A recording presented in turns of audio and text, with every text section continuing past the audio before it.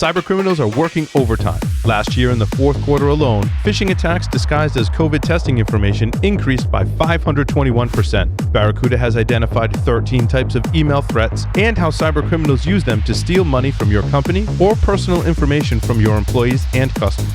Find out about the 13 email threat types and how Barracuda can provide complete email protection for your teams, your customers, and your reputation. Get your free ebook at securityweekly.com/Barracuda. That's securityweekly.com/Barracuda.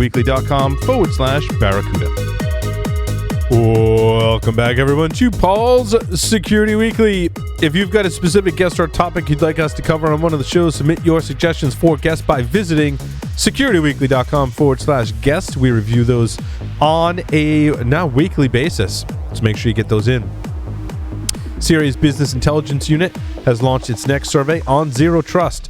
What are your barriers to Zero Trust implementation? Take the survey and enter to win a $500 Tango card by visiting securityweekly.com/Zero Trust. Report results will be released in our upcoming Zero Trust E-Summit happening in March. On to the stories for the week. I want to start out with my story number one. We talked about this briefly off air before the show. A hacker could have printed unlimited ether but chose a $2 million bug bounty instead. So a software engineer found this bug, reported it to Optimism's dev team, who then paid him a $2 million bug bounty. That makes it sound easy. It's not, that can't be that easy. And the company can't be like, oh, cool, hey, thanks, here's $2 million. Like, usually they're like, oh, hey, thanks, like, maybe we'll credit you by a pseudonym in our vulnerability disclosure, and we'll send you a free t-shirt. I mean, yes and no. You have to understand a lot of the blockchain to have some of these bugs and understand some of the languages these smart contracts are being written in. But that being said, like, the attacks on crypto and blockchain and the programming mistakes being made are like circa 2009, 2010 maybe. Like, you're seeing a lot of the same overflow bugs, logic errors, all kinds of just dumb stuff that's happening. And these glitches, like, a lot of these guys coming into this are kind of the new hipster generation of, programmers and coders and people getting in the whole DevOps bro thing, right? Like, some of these guys haven't been brought up through the trials of security and the harder lessons that many of the other languages or apps have learned. And so we're running into the same mistakes, and these mistakes just have a much higher cost. These are the learning mistakes, as many would say, for crypto. But the layer 2 one on this was pretty bad. Like, this was very similar to an exploit that happened in 2010, and that one cost millions, probably billions now if we calculate what the current rate is. But the IOU and the deleting option within inside of this block or smart contract was not releasing those cryptos, so they were able to basically mint an unlimited number of crypto from those that pool. So it's pretty bad. So is this like the wormhole attack? No, not really. This one is more within inside of the code itself that was handling the smart contract. So the code was essentially taking a function within inside of the Ethernet blockchain, and they were making IOUs as they were releasing those to the underlying layer or a different smart contract, and then they were after that delete, they were not essentially purging those, and so you could loop through that little glitch there, and you could start to mint those cryptos that were hanging out in IOU. Wait. Is this like Office Space? Like, no one's going to notice the pennies missing? Oh. Well, until you start minting a whole bunch of ether. The pennies add up. That's how they all get caught, right? Wasn't it also in Hackers? That was also in Hackers. Yeah. So I had a question for Tyler. You said, these are mistakes like 2009. Does that mean these are things we already know how not to do? Why don't we have time to keep from making these? Or is just that's the level of sophistication of the kind of mistake? I think it's a little bit of both. So one, you have a lot of people that don't fully understand the ecosystem of crypto, and they're working on a very particular app or layer or piece of code. And these pieces of code work at different layers. So you got the Ether, they're passing between exchanges, and maybe they're just working on the handoff or the smart contract that's taking in or releasing a particular set of Ether to the actual blockchain. So these codes get very complicated in their logic flows, but you also run into they're working in a language that is very similar to Python, but you're running into just things that people haven't thought of because it's not security minded. It's not an app that's designed specifically for security. It's designed to do transactions. And so I would say much like POC devices or like credit card machines in the early days and how those transactions transpired. A lot of that's just behind smoke and mirrors. It's a very fragile system, very, very old.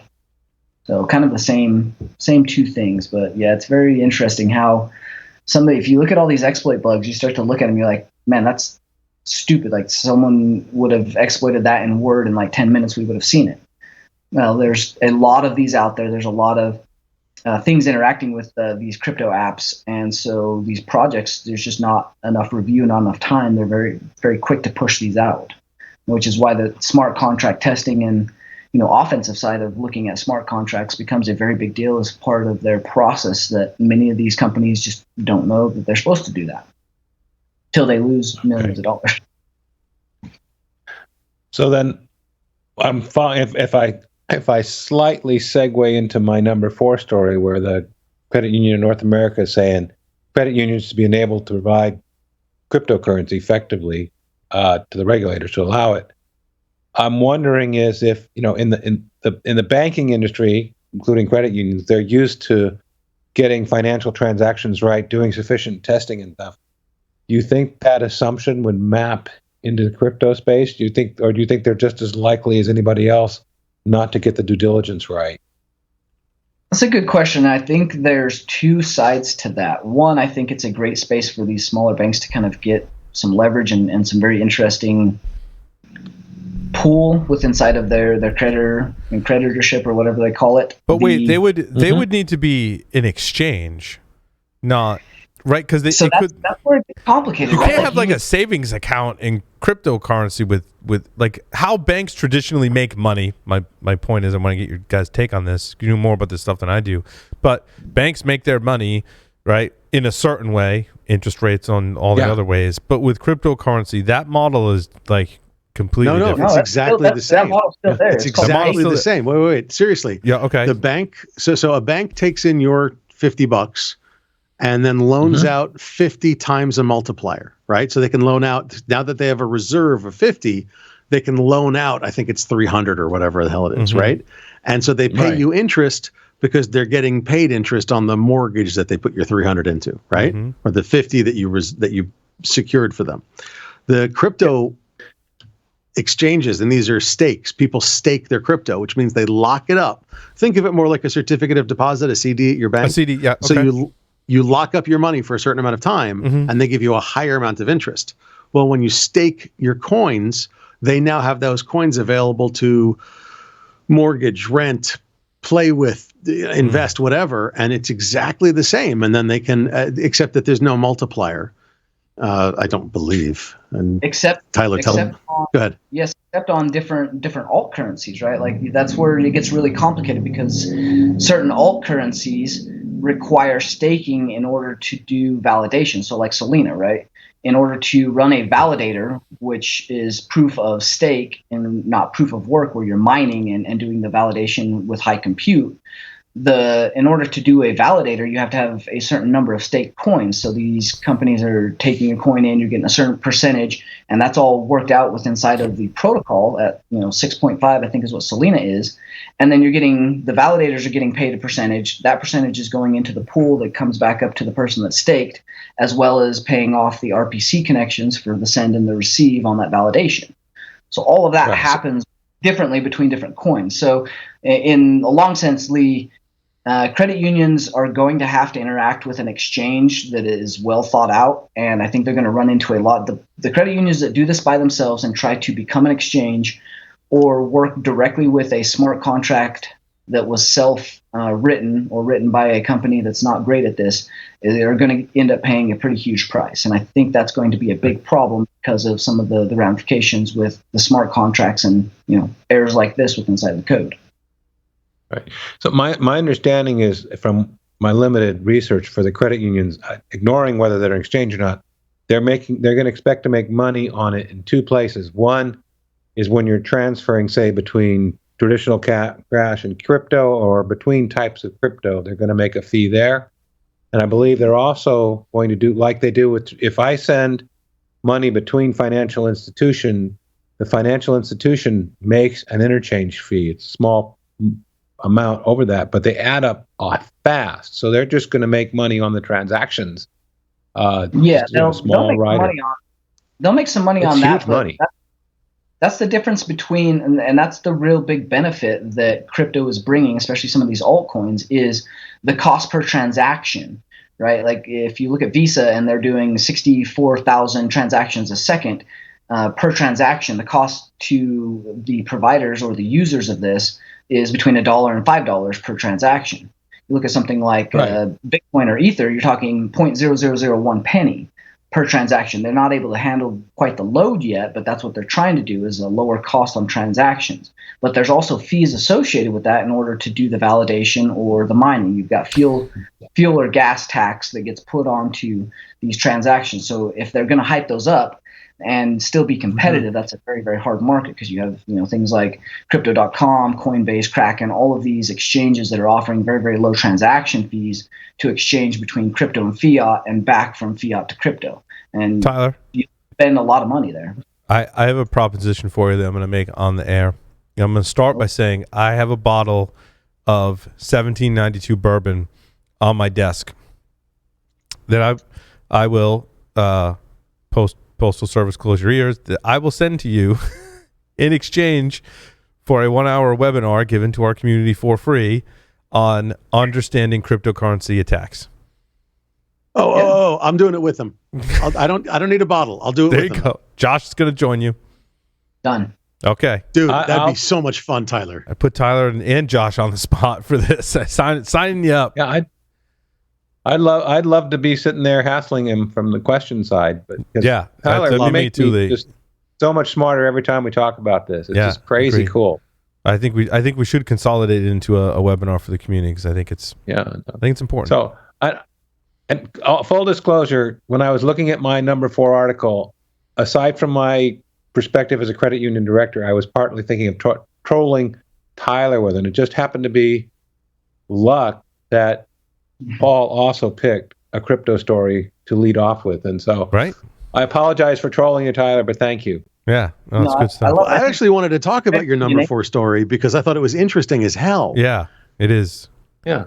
So anybody that doesn't know the number 4 story, it's about credit unions should be enabled to provide digital asset services.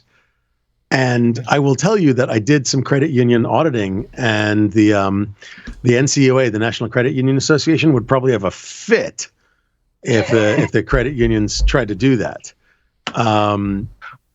Except they are doing it. They are. To an extent, they are.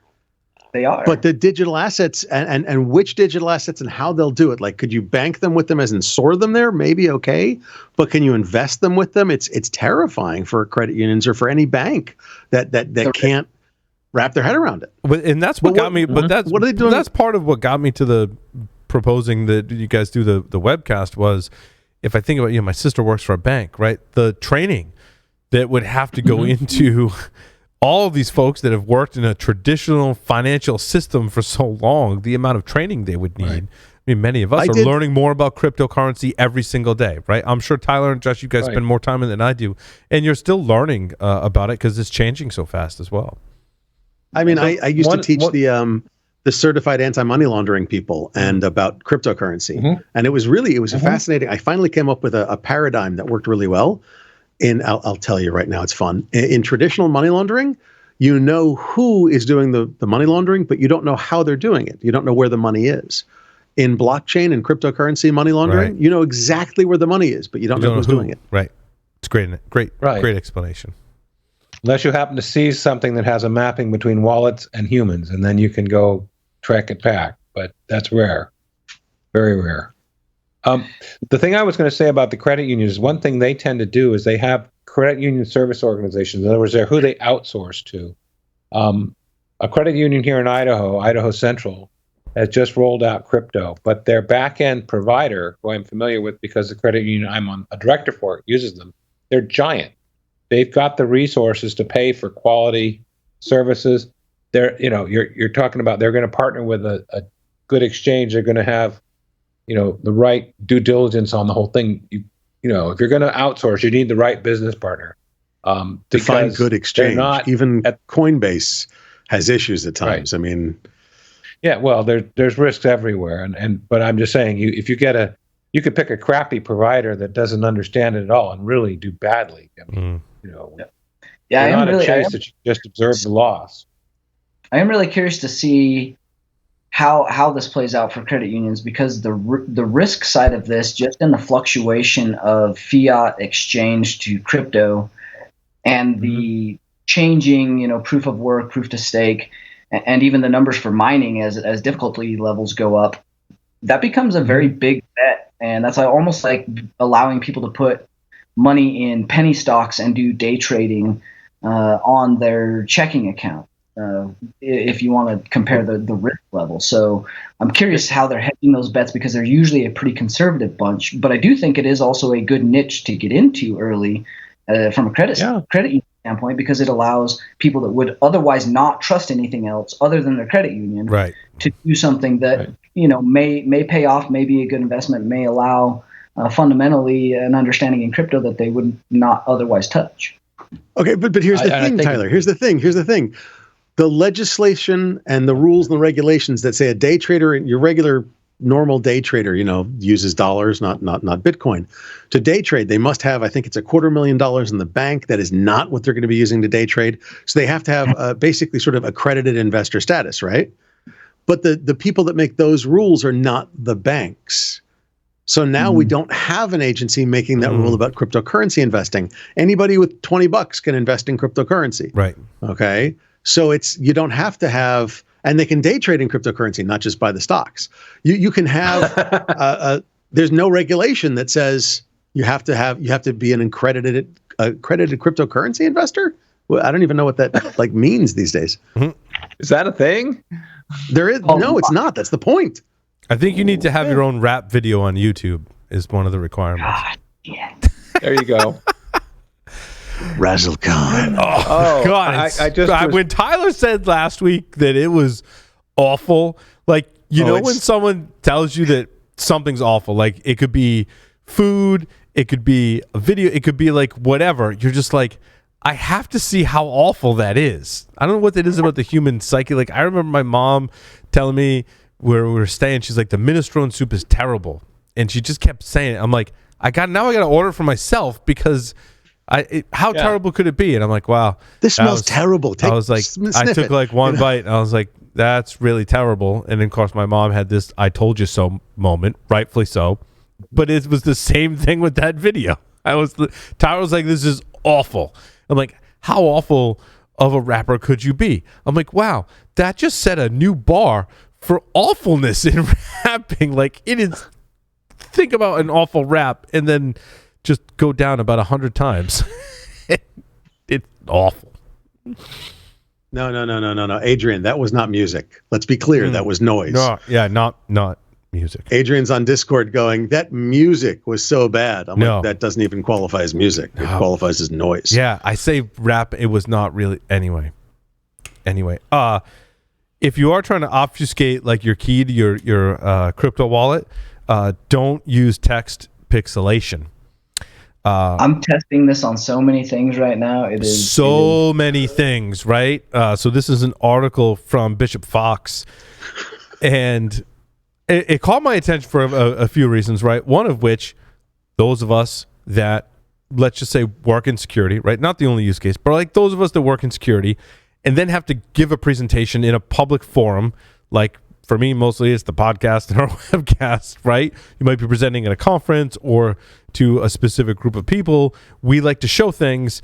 There's certain information that we would have to redact, right? A lot of different ways that we can do that. We can scrub the data before we copy and paste it and or take a screenshot of it, right? Which is typically more work. And so an easier shortcut is to take that screenshot or text or whatever and then redact it. And I'm always worried when I redact stuff. Like there's always that part of me as a hacker and seeing all the things that I've seen in the past 20 plus years where I'm like, that like if that gets unredacted, someone's going to have a password or some sensitive bit of information they shouldn't see. So I go in PowerPoint or whatever, Google Slides, right? And I draw the box over it and then I convert it to PDF. And that's what you present on and what you distribute, hoping it can't be reverse engineered. Because this isn't the first attack against redaction, certainly that we've seen. Memory doesn't serve me as well as it used to, but I know there has been previous attacks. But this is specifically against an attack against the pixelation. And I'm not sure what, because I always use the box, and that's what they recommend. Like, draw the box over it, and just, like, don't distribute your PowerPoint file or whatever afterwards, because someone can just move the damn box and see what you redacted, right? But this is against the pixelation of that. So there has to be tools. Again, I don't do it because I always felt more comfortable with drawing the box over it. Yeah, most tools do the pixelation. It's like a nice way when you do a caption. You've got any of the Green Shot or Snagit, even Adobe. Like you've got the ability to pixelate rather than do the square box. It makes it look a little bit nicer. It is very aesthetic looking, but this is one of the reasons that like I take a screenshot of the redacted piece and put the screenshot in because of this. This is a pretty big problem, and even that now I am questioning and doing some testing against screenshots of screenshots. So yeah, because like an image is just zeros and ones, man, and so yeah. But the pixelation is essentially it breaks it up into 8 bits for a pixel and a quadrant, which gets diffusioned and or overlaid, and they change the graphics. But that it's just again, since it's zeros and one, it's just math to be able to make a clear text and pixelate it, right? Yeah.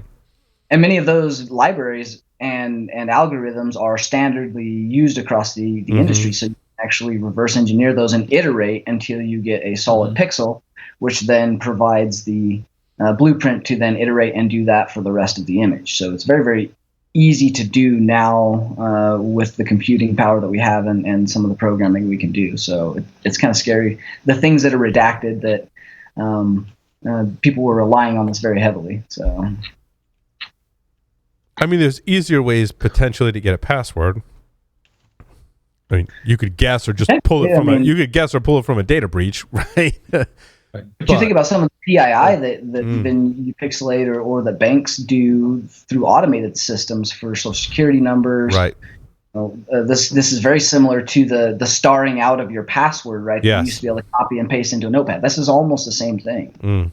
And there's a lot of data out there, especially on public forums, S3 buckets, old leaked data that had redaction in it that will now come to light and I think be very interesting. So unless the redaction's done right, this could be a problem. So, I mean, I'm flashing back to Sans classes where I think it was Ed was telling us, when you're redacting, don't include the redacted image. Use an image, use a photo or other. Don't put the original in there because you can undo it. But I don't remember that we got too deep into the techniques. I'm sure we did, like buzzing versus just drawing a freaking black box over it. That sometimes doesn't work though, Lee. Oh, I didn't say everything was perfect. I'm just trying to remember the conversation, and I think I'm just trying to. What I'm thinking of. This is about 6 years ago ish. Just give me a mental failure on the exact date. Between then and now, I think what we could do and what we could unredact is very different. So but if you're working with text data in any format, right? I think I'll plug Joff's regex class, right? I've used regex often to go, well, if I'm going to show this, like I'm going to just do a search and replace using some regex, search and replace it, output a new file, and then I open up that file, take a screenshot of it and or copy and paste, and then it's scrubbed, and I feel much more confident in that.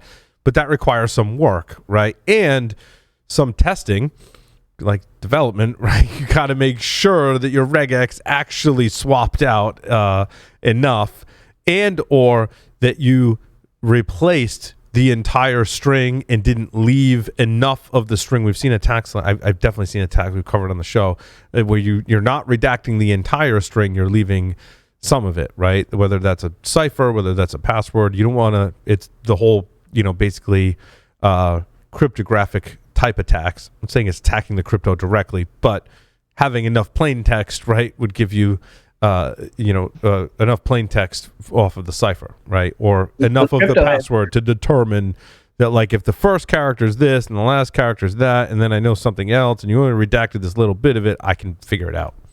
Those crypto heads are pretty good when you start talking about that. What was it? One of those keys was redacted, and they were able to get the IV. They knew the Diffie-Hellman key length. They were able to derive the next set from that, and even with a good portion of it redacted, they could recover a private key from a very redacted, and that's what I think we're running into here. The black does do a good job. There's ways to get around that, which if you're doing a screenshot or you're taking a screen capture of something that's redacted that has the black in it, even if you do the screenshot, the image does not have the ability to use the algorithm to switch those pixelated bits. Now, if you take a pixelated redacted one, you take a screenshot of that, just because they're pixelated, you got an image with pixelation in it. That image is still available, so you're still able to reverse that and use the pixelation trick. So I think that's the real takeaway is you have to know exactly what your attack vector is here, and the pixelation apparently is one of the worst to use. So just, I guess, go back to the ugly black. Adobe products are some of the worst to use in terms of vulnerabilities. And you know what? I'll also Apache products as well. And I also think that's number of lines of code and open source, and a lot of people have their hand, a lot of cooks in the kitchen with Apache and all those different projects that they have, right? Adobe somewhat less of an excuse. A lot of their products are paid for products. They should do a better job and have a much, there's issues with both, and we've got Apache Cassandra and Adobe Magento, both with vulnerabilities this week. Yeah, and they've managed to stay out of the news a lot more than, we'll call it, the early 2009s to 2014. Well, yeah, that's because they retired Flash. Right. You're not wrong. I mean, they put some effort in. I mean, the internet is a better place. I mean, we've really wiped out Flash. Like, cannot. It doesn't even run on most browsers. You have to really go out of your way to run Flash. I haven't even looked into how you run Flash today because it's a non-issue. They just replaced it with JavaScript and. Yeah, we talked about that today. I mean, it is kind of you move from one technology to the other, and you don't necessarily wipe out vulnerabilities. We talked about with Kevin Johnson and Josh and I the push a lot of that functionality and data down into the browser with JavaScript. Yeah. And how last week we saw firsthand how that can impact an application. Yep. Yeah, I mean, and again, none of these vulnerabilities or numbers stack up to Oracle's amazing vulnerability track that they seem to fly into the river each week for. 500 every couple of weeks, guys. Oh, we made it under 500 this week. Yeah. No, I think is that quarterly or monthly? I think that's monthly. No, Oracle is quarterly. Okay, Oracle's quarterly. Still 500 a quarter. Critical patch update is quarterly. Quarterly. Yes, quarterly. Okay, so they extend the patches out an extra couple months for us. 500 a quarter for critical patches. I'm sorry, I'm still not seeing that this is good. But that doesn't. But what's interesting is that doesn't necessarily mean all of that was discovered and patched in that quarter. Those vulnerabilities could have a much longer lifespan that is then increased even more by just releasing the patches in that one quarter, right? So, that's like you could essentially be tacking on almost 3 months.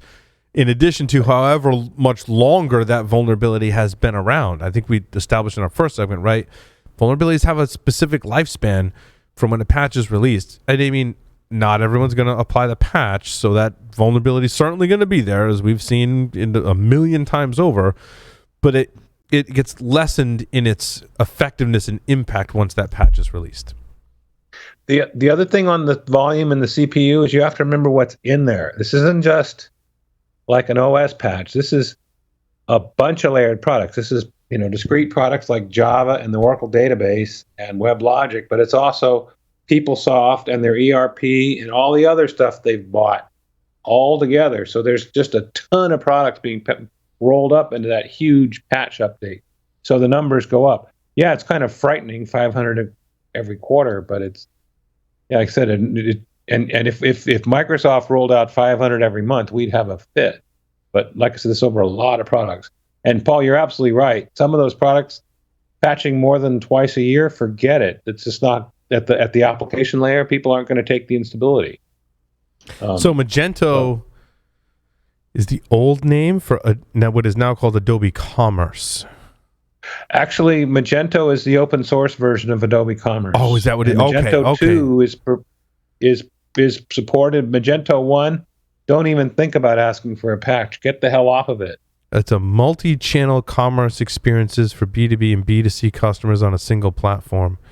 Catalog to payment fulfillment, our future-proof technology, not vulnerability-proof, or gives you a commerce platform that's endlessly flexible, extensible, and scalable, and vulnerable.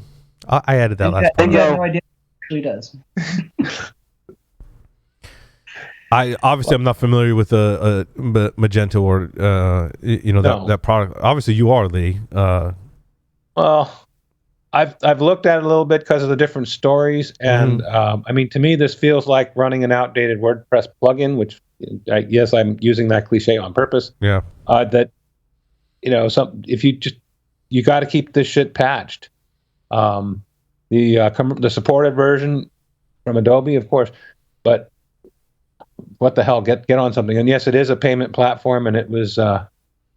They were able to use, what was it? I was trying to remember because they were able to basically put in Magicart skimmers using a buffer overflow. A use after free flow on one of the functions inside of it, which was just lovely.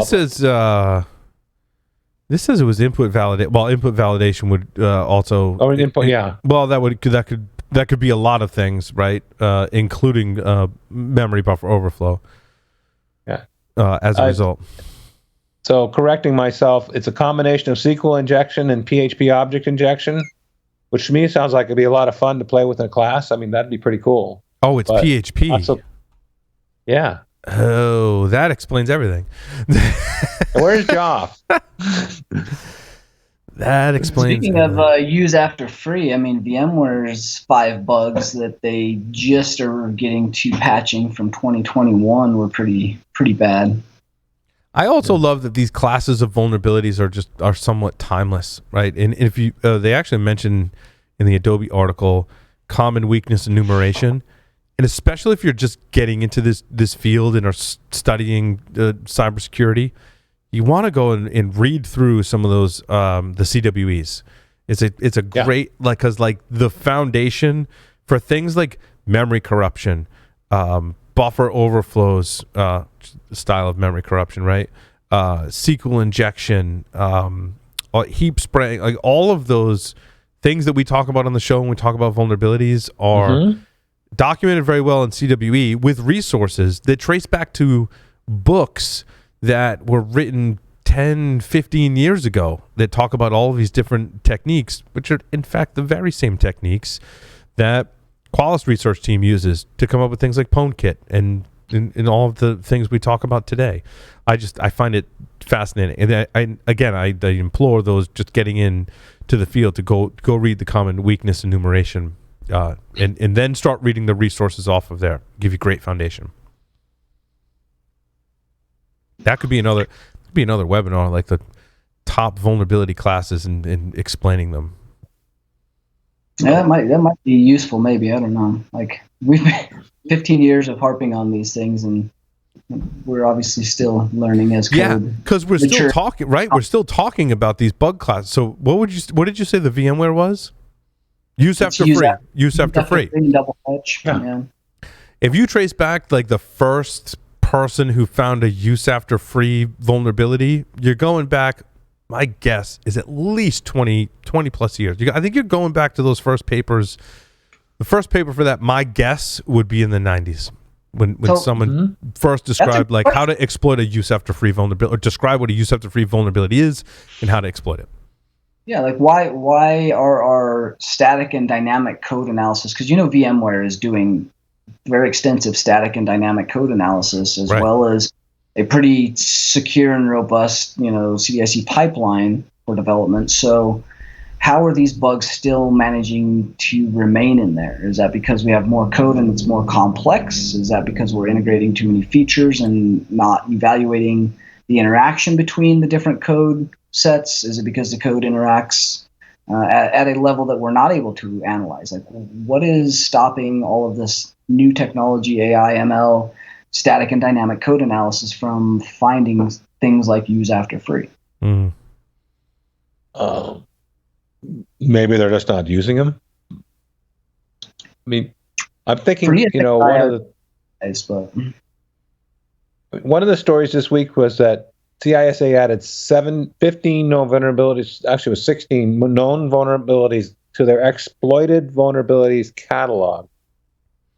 And why I'm bringing it up is some of those vulnerabilities go back to 2014. These are basically vulnerabilities that are still being exploited. That means there are folks out there with vulnerabilities that are being actively tried from 2014, 2015, 2016. You can trace the early papers on use after free to 2005. Brian Chess and Gary McGraw and Katrina. Wow. I can't even pronounce her last name. Katrina Tispeniuk, Brian Chess and Gary McGraw. 7 Pernicious Kingdoms: A Taxonomy of Software Security Errors. I find it fascinating to go back and read, some of those early papers. And again, we're going back to 2005. So like this was fully documented in 2005. It's now 2022, and we're still dealing with the same issues. Yeah, very strange. I don't know, man. Yeah. Like TIPC, remote Stack Overflow bug. Again, we're talking Stack Overflow. We can trace that back way far in history. A FRAC article way back in the day, right? Oh crap! Who was it? They found the TIPC vulnerability that was I believe, a local privilege escalation. TIPC is the transparent interprocess communication. It's largely used in Linux clustering, which I used to be fascinated by Linux cluster. You could cluster machines together, but it's very specific purposes that they build the clustering for, obviously. But Sentinel Labs in November 2021 has a remote heap, disclosed a remote heap overflow for transparent for TIPC, the protocol. It's a neat bug, and then this one is also another remote overflow. Local or remote exploitation can lead to denial of service and code execution. And this one's from AppGate. It's another vulnerability in TIPC. And they, if you read the app, definitely check out the AppGate article. It has the down to the code level breakdown of this vulnerability.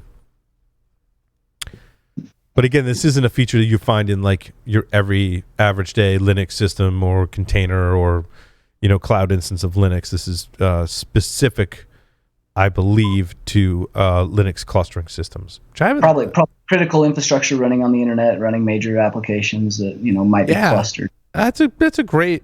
I'd love to find a guest to talk about Linux clustering, how it's used today, and what some of the security implications are. These days, it's mostly supercomputers. Yeah, I haven't dug into it in some time. Typically, university and or government, government grant funded government projects. Yeah. There was Titan, and there's a couple of others. I might actually have people there. Hang on. Yeah, Lee, if you know anyone as well. Yeah, I do. Oh, yeah, right. Lee, you're at Livermore. So yeah. Oh, absolutely. We got Linux clusters up of various sizes, from something that might fit in your closet to something that needs a data center. And the clustering though is I always like to think of clustering and wow, cool. I could run Doom on a Linux cluster, like back in the day when we had 46 processors, and like, but they have to be purpose built for a specific compute function, correct? No, Not necessarily. No. They built do the make clustered Linux box supercomputers. out of Xboxes a long time ago. They do make supercomputers that are purpose built, like the climate modeling system that Japan had that only did that. But we specialized in general purpose. They're running obviously a slightly customized version of Linux, but they're intended to do whatever. Whether you want to do climate modeling, make videos of the heart, fluid dynamics. You know those baffles you see under the bottom of truck trailers and some of the other stuff. They did a lot of modeling for that at Livermore to see whether it would work. But you need a lot of horsepower to get a reasonable simulation with enough real-world variables. It gets crazy. You need a lot of computers with a lot of power, drawing a lot of power to get it going. I got to tell you, the graphics on the Linux kernel patch article, the old Oracle Unbreakable Linux. I mean, talk about a bring it threat by Larry Ellison. Oh my God. Oh yeah, that is I love that you pointed that out because I almost glossed over it. This came from SC Magazine. Hey, one of our own family was reported on this and used the image. It's great usage of imagery in a blog post, I do have to say. Has a screenshot of Larry Ellison from October 25th, 2006, presenting, in the slide behind him says Unbreakable Linux by Oracle. That proved not to be true. Bring it. Yeah. 500 exploits a month or quarter. Sorry, it's a quarter. I'm so sorry. Well, that's Oracle software. I mean, if you look at specifically Linux, even specifically the Linux kernel, right? I mean, we've got a long documented history and still counting in vulnerabilities. Not a knock on the Linux kernel team in any stretch. I mean, in order to be able to write code, I mean, there's a pretty high bar of skill to be a Linux kernel developer. Put all those pieces together, a lot of moving parts, tens of millions of lines of code. It's quite the feat. So, yeah. Wait, what? Chick-fil-A has clusters? Adrian is so weird.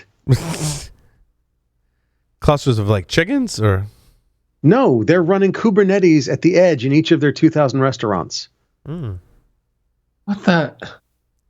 No, I'm not joking. Go in the Discord. Take a look. I'm looking at it. My reaction is Whiskey Tango Foxtrot. Are they running? That's cool, but wow. Kubernetes inside of Docker, that's inside of VMware, that's running on top of Windows. No, it's not that cool. It's not Paul Assadarian cool, but it's still cool. I don't take full credit for that. I take partial credit. How about some modified elephant? Yeah, that's where I was going next. I mean, this is basically just framing people, but in hacking in 2022, right? I mean, this is... I don't know. This doesn't even seem like a new tactic. I don't know why everyone's so surprised by this. Like, we have always been able to upload files via compromised boxes, rats, web shells. Like, that is how these things operate. You upload and download files. That's how you infill and exfil data. I mean, framing someone is just like an offshoot of fraud, really. It really is. Right? Because it's like fraudulent evidence that you're implanting in a specific location or specific data that's living somewhere, right? And whether that's a phone record or a paper record or written on a stone tablet, right? I mean, fraud and framing people is the same premise. I mean, this is hackers essentially breaking into a system, uploading data that is what was the story that basically incriminates people living in, was this China? This is India. Oh my God. That was India. from hackers. Yeah. That's from hackers. Remember when they both went after the cop and they framed him for crimes and stuff? Like, yes. Exactly. I've been threatening my daughter's boyfriends since she was in kindergarten that, you mess up, I will implant data on your devices and it will not end well for you. Spoken like a true dad. Yeah, I mean, it is interesting. These guys had long-term access, like 4+ years. It was kind of cool that the forensics. I'm curious how the forensics attributed some of this, but they did some good forensics, and apparently these devices were still within custody. And much later, they figured out that they were obviously planted documents for an overthrow of the Indian government, which put them into jail. Also along those lines, Tyler, a hacker who remained nameless, who has a daughter, boyfriend comes to the house, and as the boyfriend walks into the house, in the hallway, in the entryway, on the wall, are all of the pictures and messages from his social media stream printed on the wall. I like this one. It's a good one. It's a good one, right? No, I mean, today, not that hard to pull off either. Well, no, good OSINT. Just do a little bit of recon prior. Yeah. So, in fact, maybe I'd even do it more subtle. I'll just post his password right in the entryway. Just one password. Right. So Tyler and Josh, I don't think your daughters will ever truly understand what your abilities are and what you do for a living. No, I like to keep that in the shadow. No. I don't know. Tyler, no offense meant to you. I don't know your daughter. No offense, daughters. My daughter is terrifying me already, and she's 3.5. Mm-hmm. Oh, yeah. Okay. Well, I didn't say that wasn't the case. She just asked for rhubarb. My wife has not said the word rhubarb in a month. About a month ago, she cleaned out the entire freezer and Lily was sitting there and she was telling her what she was putting back in the freezer. She hasn't seen this stuff in a month. And Lily went, I want rhubarb. My wife was like, what? Lily went, freezer. Like, oh, that's awesome. Yeah, mine is 12 now, or actually just turned 13. So I've. How do you have a 13-year-old daughter when you're like 22? I've been married for decades, man. Decades. Are we sure? Are we sure Tyler's of legal drinking age?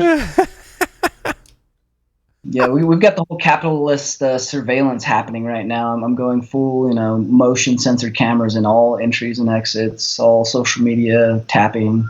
We're setting up right now. Yeah, there's so many times when I'm sure you all experience this when your children are like, how did you know that? And you're like, you know what, either mom or dad, like, you know what we do for a living, right? Like, really? Like, you think you're going to be able to hide from us? The trick is just staying one step ahead of your children. And that's how we keep them safe, right? And it's a balancing act with privacy as well. Sometimes, I know we're getting off topic, but like, sometimes I'm just fully transparent where I'm like, look, for your safety, we need to look at your messages together. Because like, you explain the threats that are out there. Like, there are bad people in this world, and we're going to work together. I don't want to violate your privacy, but there's a safety component as well. And you have to balance that with your children, and you have to handle that how you see fit as parents. Now, I'm not telling you what to do as parents. I'll never tell you what to do as a parent, right? But as we know, there are bad things that happen on the internet, and there are lots of bad people on the internet a few milliseconds away. Yep, more information on different tactics so that you can pick and choose from for your own personal TTPs. Absolutely. Is very useful as you move. Yes. I also find old school, like, not really social engineering, but just social interaction. Talking to your kids' friends is the best recon ever. The best Especially recon when you're ever. the cool dad, right? Like, if you become the cool dad and they know what you do, and they really like you and they want to stay on your good side, like, you can stack this chain of events and psychology up to your advantage. Oh, yeah. Because, I mean, we all kind of keep up with text. If you kind of impress them, tell them, hey, did you know this about, like, Instagram? If you do this, that, and the other thing, like, oh, that's really cool. And I'm like, so tell me about this science teacher. And I get the full scoop. Because, your kids don't want to tell you anything about anything, right? But your kids' friends are more than happy to talk with you if you share a little information with them. It's great social engineering. Brilliant. Yep. That's how it's done. You're really a case officer at this point. Yes. Yes. Yes, you are. Where are we going next? We'll just issue you your parental probation badge or something, With a probation and parole officer parent. Oh, that's perfect. Probation and parole parent. Russia's just a great source of information and stories for us. I think our goal is to maybe add a story a week about Russia, which wouldn't be that hard, especially the political climate today. Which one are you going with? My story number 7 says, and I think we talked about this before, but I don't know if it was specific to Russia. 74% of ransomware revenue goes to Russian-linked hackers. Or My thing was, is it a group that wants to make it look like Russia? Well, Yeah. Because that's where we're at. I mean, 86.4% of Russian hackers are actually lookalikes. And or 70% of statistics on the internet are made up. Abraham Lincoln said so. yeah, Right. of course. Yeah. I don't know. There is some interesting analysis in here. Chain Analysis did some of the numbers where they highlighted, 9.9%. Like that's doing some rough blockchain analysis, which they're really, really good at, and their platform does that very well. So I can see some of the statistics making it to that point, but the money and where the money ends and whose pocket that ends up in is very, very difficult, even from the blockchain tracing standpoint. Right. So yeah, it may end up in a wallet that was associated in Russia at one point, but like if I'm going to exfil money and or launder it, I'm going to set something up in Russia and try and tie that to a Russian actor or Eastern Bloc actor. right. So, But there's the whole duck analogy, right? Walks like a duck, quacks like a duck. So they say in the article, ransomware code is written to prevent it from damaging files if it detects the victim's computers are located in Russia. Mm-hmm. Gang operates in Russian or on Russian-speaking forums. Okay, quacks like a duck, walks like a duck. The gang's linked to Evil Corp. Evil Corp that's a Russian gang, right? it's a Russian mafia. Yeah. So there you have it. I mean, all roads kind of lead to Russia in this particular case. There's also the urban legend that in Russia, if you're hacking and you leave Russia alone, they aren't going to bother you. Except as of late, they've been participating in takedowns. As long as you share, I think as long as you share that information with the Russian government, like you're good. Like, oh yes, comrade. As long as you cooperate and you're not a nuisance, right? Like once political pressure was too high and they needed, to acquire some infrastructure or information or data, then that becomes a takedown, a political move, and or just a easy loose end to tie up. So most of the time, like these are probably state sponsored in one aspect or another, and not necessarily state sponsored as in like these guys work for the state, but they're criminal gangs that are autonomous and have assets from the state within state tolerated.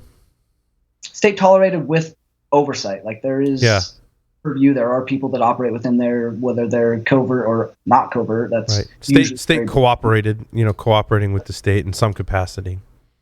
Yeah, you mentioned like this is a target that we are interested in. You could make money from this. We could gain intel that we might need. Win-win. Yeah, like make your money as long as you share the intel and all is good. Those double extortions were very interesting, right? Because there's a lot of data that never got leaked, but that information, I guarantee, is backed up, was sent to a state sponsor, and that information was leveraged by those state actors. After, like you don't just delete data, especially if you're a hacker. Do you guys use Apple AirTags? No, I do not. Well, I don't, and I recently seen Amazon had shipped some to my house, so apparently someone in my house is. What's that you're sitting on? Were those on? addressed to your daughter's boyfriend? Yeah, they have not shown up on my my radar for low frequency energy on any of my points yet. But so my wife, we have like 4 dogs, right? And my wife is she's absolutely paranoid that one of our dogs is going to escape. Now, to her credit, the paranoia is not unfounded, right? Because those of you that own dogs out there have known that like when your dog goes missing or escapes, it's like the worst, like one of the worst moments in your life. Like the panic, and it's awful. So rightfully so, she's paranoid. She took it upon herself, right? Similar to your story, Tyler. Like one day 4 AirTags showed up. Like I was like, what is that? Like, what are those shiny boxes? Like, it looks like some kind of tech. I didn't order any tech recently. What is that? And then I see the dogs running around. I'm like, what is that on all the dogs' harnesses? She's like, those are Apple AirTags, so I can track all of our dogs. I'm like, I'm really proud. I'm like, that's pretty cool. I'm like, they're not secure. And she's like, you say that about everything. She's like, I don't want the dogs to get loose. I'm like, I can't argue with you there. Like, all right, you got me, right? Your threat profile versus the utilization of but then the tech. like seemingly randomly, because I haven't done a lot of research into the AirTags, but seemingly randomly these things will start beeping. So I'll be sitting there in the room with like my dogs and stuff. I'm like, what is that noise? Like, what is They're that? not within range of whoever paired it to the device. Like, yeah, how does and that- I think it happens when her phone is far enough away, like when she goes to work and I'm working from home. Like, the dogs are beeping. Like, what is going on? There are The dogs online love stores you can buy AirTags with their speakers surgically Yeah, cut off. Right. That's technically not via the EULA and the terms of service. You're not Right. supposed to do that. But So my story number 8 caught my interest because, again, now I have AirTags in my house, which now I kind of want to AirTag everything that, like, the teenager is likely to lose, right? Like phones and AirPods and water bottles. I mean, the list can, you'll understand when you have teenagers, right? Like, they lose a lot of stuff. Everything. So as part of the article, I'm reading this article, and it says, as part of the changes to make misuse harder, so Apple's trying to stop the misuse of AirTags because people are using them to track where people go, all kinds of nefarious things, also positive things, right? I think I've told the story before on the show where there's this particular type of criminal activity that at 3 o'clock in the morning, they go through the neighborhood. I live in a neighborhood about 50 homes. They go through the neighborhood, and anyone's door who's unlocked, they enter the vehicle and steal whatever's inside the car. And it's super hard to, like, get police to track that down because okay, even if they stole a laptop, like, that's still not enough to, call in a giant multidisciplinary team to track down someone who stole a laptop out of a car, right? So I'm like, it'd be cool to tag some of this technology. And I've seen videos where people have tagged things like ATVs and other things and almost like a honeypot, like left an old ATV out and hidden like 8 AirTags within the ATV so they can track who is stealing it. So to prevent some of this misuse, and again, misuse is a loose term in this story, I think I've just established, right? But so to make misuse harder, Apple said every user setting up their AirTag for the first time will see a message warning that using the device to track people without their consent is a crime in many regions around the world. So, like, that's totally going to stop me. A stern warning, like, as we know, we talked about parents and with kids, we have kids and we're parents. A stern warning, that stops all kinds of bad behavior, right? The other mitigations are pretty clever, though. Like, I will give them that. Like, they have found some interesting ways to stop this, where the device warns you if the AirTag is moving or a tracking device within range is moving in conjunction with you. That warns you on your phone that you're being tracked and but you need the app. So iPhone users and Android users who download the app, which is an interesting statement. Does that mean iPhone users, even if you haven't installed the app, warns you regardless of whether you've... Yeah, I've seen this come up, and I definitely do not have the app. But Android, you have to install the app, and you receive an unwanted tracking alert if an unknown AirTag is moving with you, like you just said, Tyler. Yeah. Right. Which is also interesting. That has a secondary side effect of, what kind of things can you gain from this if this is now sending out this information via low energy to any device within range. Again, we're back to what are these devices actually communicating, and they're leveraging devices that they're not authorized to communicate off of, but they are. So any iPhone that comes in contact beacons that back out off the network once it has network range of, it's seen this device at this location. So now I'm wondering what additional information is being sent from the AirTag to devices that are not paired with it. And I'm wondering what's in the Android app. If I install this Android app, is it really just listening, or is it doing other shit? Well, it never listens to you. It doesn't want to know. Yeah, I mean, Google's already listening to me through my phone anyway, so I guess what does it matter? Yeah, I think these are really interesting. The reason that the tags have been doing this for a long time. Tags are not as useful for a tracking device because you actually pair with them, and then you have to initiate either from the tag or from your phone to have it beep or tell you where the location is, and it will only go off of the last time that it had a location based on the proximity to your phone that goes up to the internet, right? Right. Are there other ones? Was it Tracker where the tags talk to each other? It's called Tag. Well, Tracker, I don't know about Tracker. I know the Tag one communicates between tags but only back to the device, and then the device sends it up to the cloud where you get the location, right? Right. But I think there's other ones that kind of used a mesh of tags. So like your tag had to be near another tag. You didn't have to own the tag, but the tags kind of worked in a mesh. I think that was Tracker. So like Apple AirTags are not a new concept or technology. This is Apple's implementation. What's interesting about it, as I think we've established, is that these tags will communicate with any and all Apple devices. So I'm assuming these are iPhones, iPads. Does it talk to any Apple computer that has Bluetooth low energy? Is it Bluetooth low energy? I'm assuming it's Bluetooth low energy. Bluetooth low energy, yeah.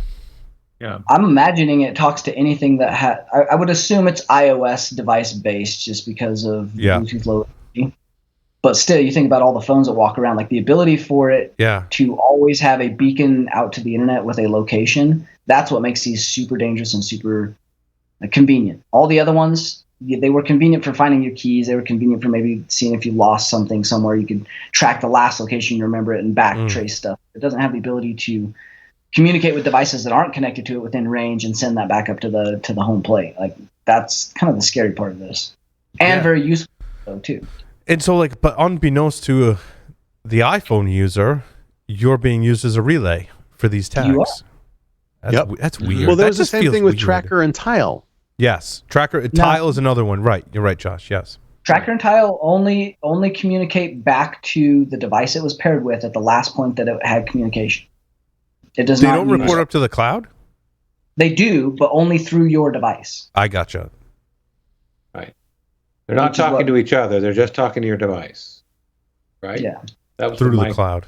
Yeah, and the only time that it can actually get back up to the cloud is through a device that it had been paired with. So if another tracker walked past it, got the location of one that wasn't going up, and then you came back in the range of yours and that was tied to your phone, then that would send the last location it's seen. But again, that's a single point of failure in device that can track that. But I don't think it had the ubiquity in those other, like Tile and Tracker, that Apple now has with the footprint of everyone having an iOS device near them.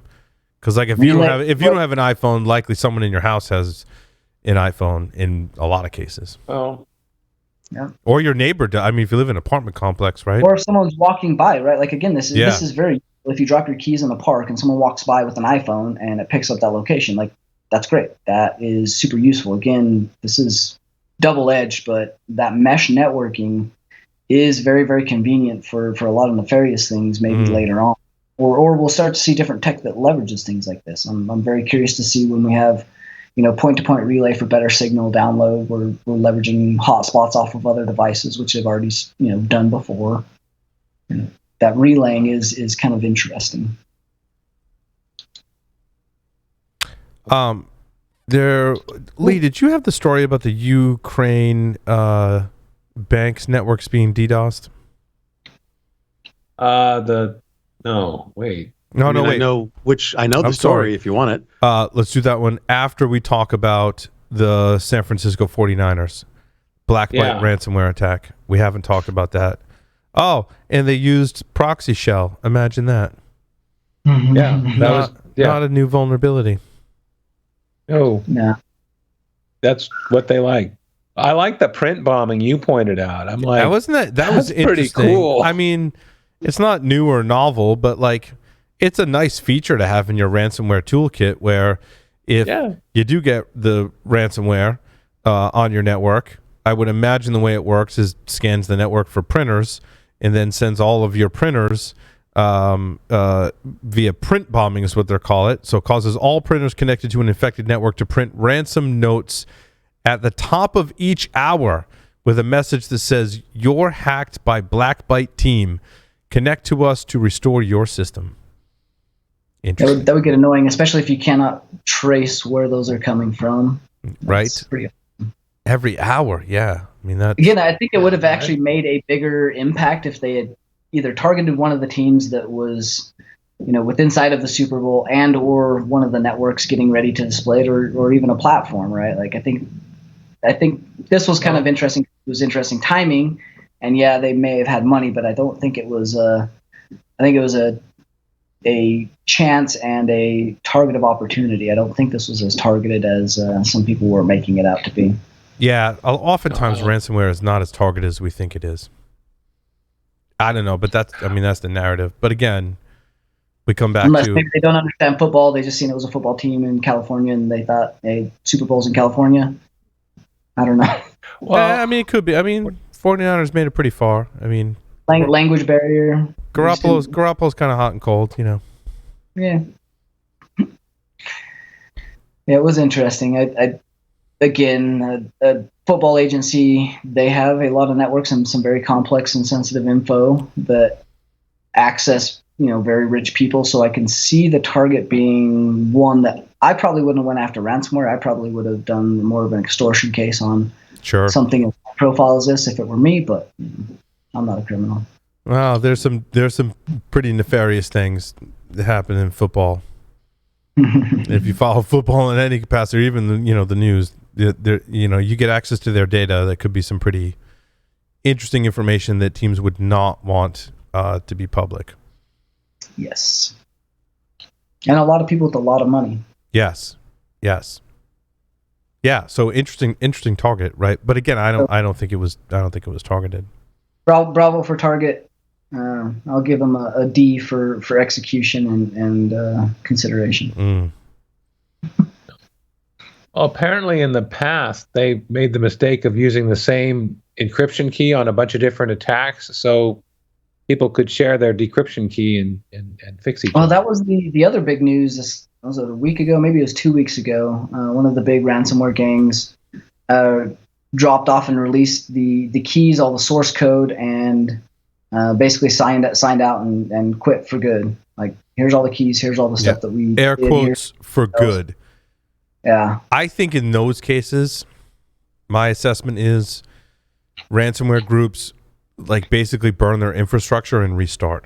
Is that what does that happen pretty often when we see this stuff, right?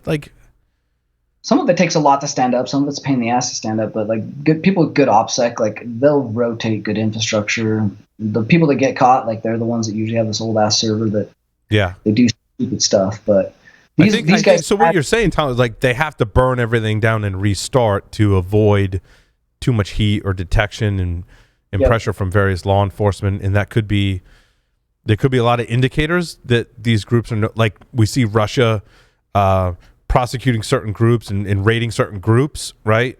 Maybe they're seeing some trends. They got some intel from somewhere, and they're like, "Shit, just burn everything down, and we'll restart." Well, there's drama in hacker groups too. These things. People have worked on the same code. They restructure. They fold in between different groups. So there's a lot of dynamics that people just don't consider. This is working with a group. You've got different struggles of power. You've got different code blocks that get worked on. Code gets shared. You think there's also a mole inside the group, and they're we're going to restart and exclude some people because we think there might be law enforcement involved. We certainly saw that in the carding world, over time. It happens all the time in all the forums. They shut down some of the private forum rooms. They shut down different sharing mechanisms or code. They burn some code and start over. So yeah, it's you get very paranoid in those situations in those groups. But I can see that, though, having listened to a lot of stories about the cyber criminal activity, and I can see them, especially with the technology that's available to us today, to go, yeah, I got my shit detector's going off, so now it's time to burn it down. What was that? Enemy of the state? Yep. Right? And he was just hitting the switch and the whole building blows up and burns. That's what I feel like they're doing. Enemy of the state style, Gene Hackman, just burn it all down and start over. The level of paranoid that you'd have to live with, I honestly don't think it would be worth it because, your computer's being slow to my left right now. I'm sitting here thinking, should I be wiping it, unplugging it? You get very, very paranoid very quick, and imagining them doing it 24/7 with actual or, potential death because they're in mafia or criminal gangs. They owe people money. They have affiliates. They have obligations to fulfill. I think that would be a pretty horrible place to actually have to live. Well, I think it's the cyber criminal equivalent of The Sopranos. When someone's found out to be a rat, that person, they get whacked and they're over the side of the boat in the middle of the ocean, In that, except you're interacting with the rat in all your fashions. Everything's a piece of technology. You're interacting with all the technology things, and any one of them could be leaking, and you're getting paranoid about everything. Like, I imagine some of these guys just live in holes without a phone, with a pager, and their computer lives somewhere else. Yep. Ukrainian defense and bank networks are being DDoSed. I didn't dig into this story. Did you guys read anything about the? Josh did, but I think he dropped. Yeah, he did. I haven't admittedly followed the whole anything with Russia and Ukraine recently in the past week or so. Yeah, they're doing defacement, denial of service. There's a bunch of attacks going on. There's several task forces that are working on these. I mean, we kind of knew this was happening. This is very clear from both a physical, kinetic standpoint of the lead up and all the politics that are going on there. Like, we knew it was only a matter of time before prior to some of that the cyber side started to come. Right, and I keep seeing this in the news, and it's still a story, and like I'm having trouble finding facts. And like, what's Russia's game here? Like, what's the game being played? Like, what's the goals? So you really have to understand the geopolitical side of this. So Russia really wants to have access to the Black Sea, the Baltics, and one of the main trade routes, and their ability to get back most of their roots and the Kremlin and where the oligarchs all come from is within inside of Ukraine. And once that was annexed, they've lost, like, they still have the culture there, and it denies a very specific and strategic route to both an ocean and the path in which someone would invade or provide a power route via the north and east route up and around the mountains. So this is like traditional like geopolitical kind of style tactics and concerns that Russia has, right? Like, this is like old school kind of stuff, like trade routes. You have that, but you have a lot of land and power and very strategic points with the ocean and trade routes and the sea there. But you also have the history of the oligarchs and Ukraine, and that being the central capital of the USSR. And so there's a lot of old money, old relics, history. And that kind of loss of it plays very, very much into the machismo of, wanting to get that back. You've got Putin, a lot of the oligarchs, and right, because there's the whole history in the Ukraine where there was the statue that tied back to the Kremlin, right? That they moved the statue, right? There's the whole history with Ukraine in the Soviet Union.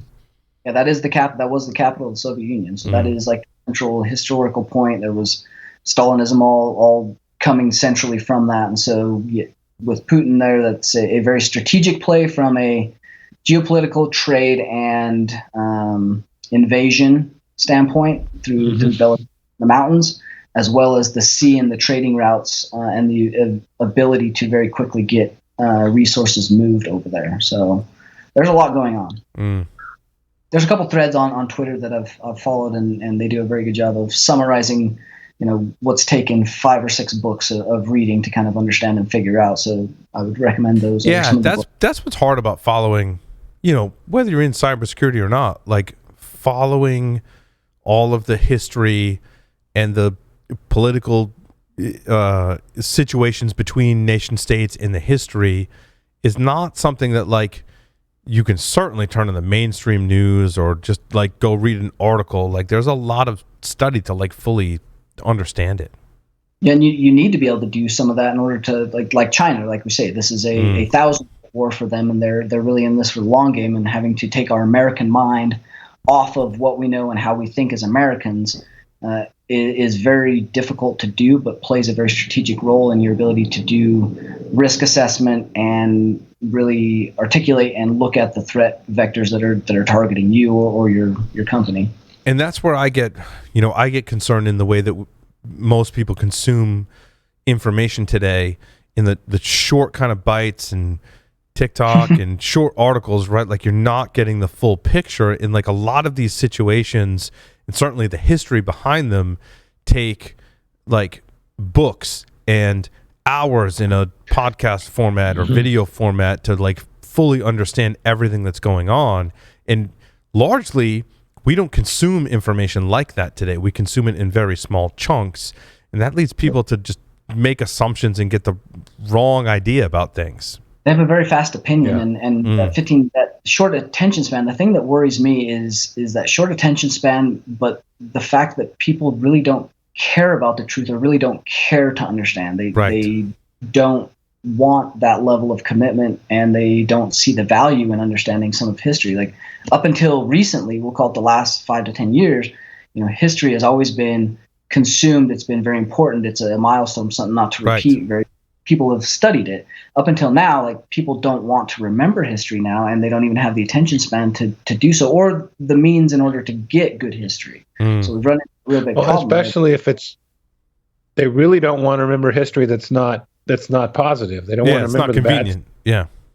Right.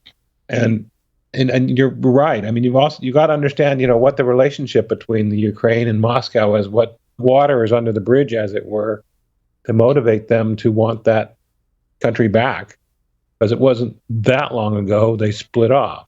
Yeah. And the relationship between Ukraine and Soviet Union previously and Russia, right, that's like you could probably listen to 12 hours of audio that would go through that whole history, right? And I've only consumed pieces of it. I think Sandworm and some other books in cybersecurity, right, talk a little bit about that. But I'm like, even if they spent an hour talking about that, like I only got a little bit, like a condensed version of it. There's a lot of history there, a lot of facts, a lot of things to unpack. Yeah, and still have our American prejudice even after that to understand it. Well, I was just going to say, imagine if Mitchum had written a book about that area. You'd have it from when the Earth cooled all the way to today. But you'd sure have a lot of depth, and it'd be fun reading. Yep. It's funny, like I think we're in school, we're like, history is like so boring. And then we get older and we're like, oh, like history is so interesting. Why is that? Well, because you actually what's really cool is when you go and see it. I mean, when you go, agree. You went to Egypt, right? You were in Egypt I was in Egypt seeing the freaking pyramids, and from the step pyramid down in Memphis, not Tennessee, up to Giza is 44 miles, and you realize it's a 44-mile long cemetery. Yeah. Think about that for a second. Or when you go to Moscow, you land in the airport. When you drive from Moscow airport to Moscow, you pass this big monument about a mile or two outside of Moscow of how close the Nazis got to Moscow. I mean, they were between the city and the airport. Think about that for a second. That's pretty doggone close. But it comes to life. And oh, by the way, I've also been to a couple of the internment and prison camps. They're less fun to tour, but but important to experience. Greeley. Yeah, it comes a lot. Well, and I think that kind of speaks to some things we talked about living in the silo, right? You can't necessarily live in the silo of cybersecurity. You gotta understand some of these things, and it puts things in perspective that we're talking about in cybersecurity today. So. Gentlemen, thank you very much. Everyone, thank you for listening and watching this edition of Paul's Security Weekly. We'll see you next time. Over and out.